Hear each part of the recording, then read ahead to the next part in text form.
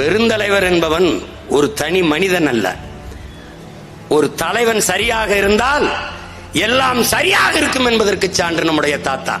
அவருடைய அமைச்சரவையில் இருந்த எல்லாரும் நேர்மையானவர்களாக இருந்தார்.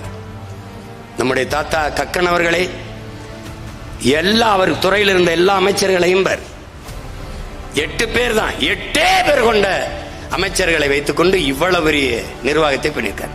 9 ஆண்டுகளில் அவர் இந்த மண்ணுக்கு மக்களுக்குமான கொண்டு வந்த திட்டத்தை 50 ஆண்டுகள் மாறி மாறி ஆண்ட இவர்கள் செய்யல. எதையும் வளர்த்ததில்லை, இவர்கள் அழித்ததுதான். அவர் ஆட்சியில் யாரு வீடு கட்டலையா? சொல், வீடு கட்டலையா? ஆத்து மணலை மொத்தம் அள்ளி தின்னானா? அவர் ஆட்சியில் யாரும் வீடு கட்டலையா? இப்படித்தான் மலையெல்லாம் மணலா நொறுக்கி வித்தானா? கல்லா நொறுக்கி கொண்டு வித்தானா? வித்தானா சொல்லு. நம்மளை அடக்கி ஆண்டி நம் வளத்தை கொள்ளையடிக்க வந்தான். நம் வரியை சுரண்டி கொளுத்தான் வெள்ளையன். ஆனால் ஆரை, மலையை, காட்டை அப்படியே வைத்து விட்டு போனார். அந்த வெள்ளையனை விட கொடுமையானவர்கள் இந்த கொள்ளையர்கள்.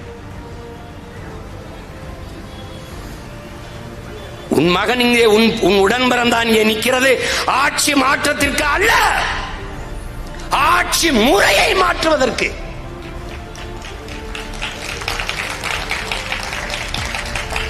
அமைப்பை மாற்றுவதற்கு,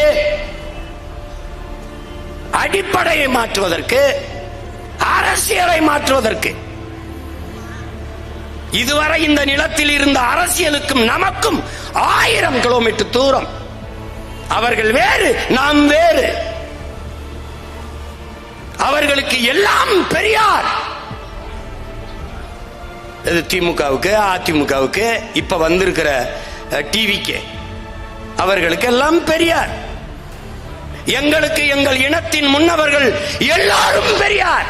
இவரும் பெரியார், இவரும் பெரியார். அங்க ஒரு தாடி வச்சிருக்காருல்ல, அவரும் பெரியார். எல்லாரும் பெரியார். எல்லை மீட்பு போரிலே போராடி வென்ற மாப்போசி சிலம்பு செல்வனும் பெரியார், மார்ஷல் நேசமணியும் பெரியார். கைரேக சட்டத்தை போராடி ஒழித்த எங்கள் தாத்தன் தெய்வ திருமகன் முத்துராமலிங்க தேவரும் பெரியார். உசிலம்பட்டியிலே கல்லூரி கட்டி படிக்க வைத்த எங்கள் தாத்தன் மூக்கையா தேவரும் பெரியார்.